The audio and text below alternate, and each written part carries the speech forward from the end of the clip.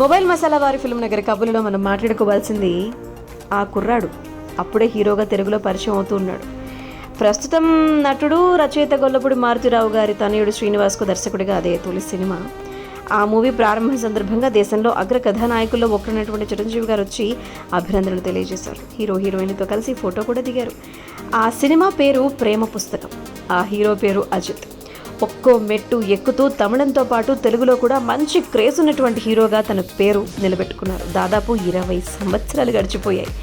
ఇన్నేళ్ల తర్వాత చిరంజీవి గారిని కలిసినటువంటి అజిత్ ఫోటో ఇప్పుడు సోషల్ మీడియాలో వైరల్ అవుతోంది. అజిత్ హీరోగా మైత్రి మూవీ మేకర్స్ నిర్మిస్తున్నటువంటి గుడ్ బ్యాడ్ అగ్లీ.